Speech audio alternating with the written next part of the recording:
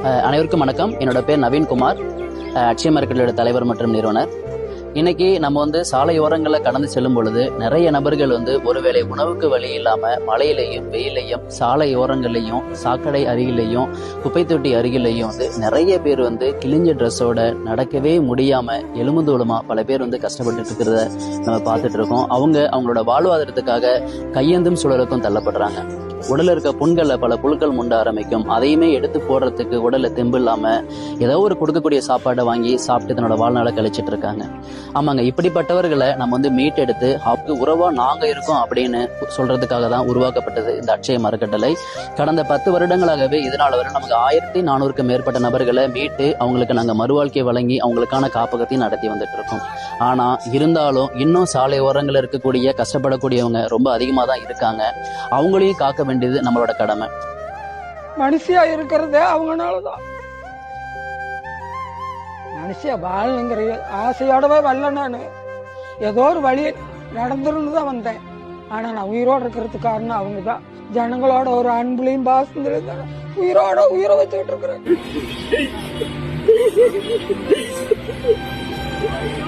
இதுக்காக தான் நாங்க ஈரோடு நசினூர் பக்கத்துல ஒரு 200 நபர்கள் தங்கும் அளவுக்கு ஒரு காப்பகத்தை கட்ட முயற்சி பண்ணி கட்டிக்கிட்டு இருக்கோம். இதனால் வரலும் கடந்த 1 வருடங்களா நிறைய நபர்கள் உதவி செஞ்சதன் அடிப்படையில ஒரு 50% கட்டட வேலையை நாங்க கட்டி முடிச்சிருக்கோம். இன்னமும் பாத்தீங்கன்னா இருக்கக்கூடிய வேலைகளை சீக்கிரம் கட்டி முடிக்கணும்னா அதுக்கு உங்களோட உதவிகள் தேவைப்படுது. இந்த ஹோம் கட்டுறதுக்கு எல்லாரும் உதவி செய்யுங்க. எங்களை போல இருக்கிறவங்களுக்கு உங்களால முடிஞ்ச உதவியை செய்யுங்க. உங்களோட உதவி நாங்க எதிர்பார்க்கிறோம். உங்க எல்லாத்துக்கும் உதவி இருந்தா தான் நாங்க கட்டி முடிக்க முடியும். எங்களுக்கு நீங்க உதவி செய்யுங்க. சப்போஸ் உங்களோட உதவிகள் எங்களுக்கு கிடைக்கல அப்படின்னா நிறைய நபர்கள் வாழ்க்கையில ஒரு மாற்றத்தை ஏற்படுத்த முடியாம போயிருங்கிற ஒரு சூழல் இருக்கு. இன்னமும் சாலையில கஷ்டப்படக்கூடியவங்க வாழ்நாளுக்கும் கஷ்டப்படக்கூடிய சூழலுக்கும் தள்ளப்படுவாங்க. அதற்கு நீங்க எல்லாரும் எங்களுக்கு உதவிகள் செஞ்சீங்கன்னா வெகு விரைவில் அந்த இல்லத்தை கட்ட முடியும்.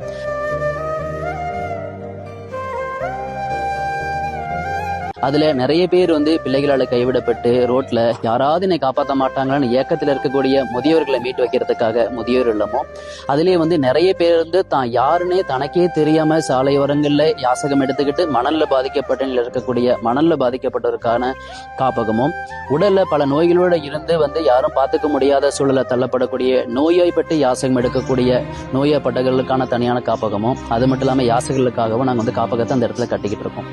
இதுக்கு உங்களோட உதவிகள் நிறைய தேவைப்படுது. சோ நம்மளோட சின்ன சின்ன உதவிகள் பல பேர் வாழ்க்கையில ஒரு மிகப்பெரிய மாற்றத்தை ஏற்படுத்தும்.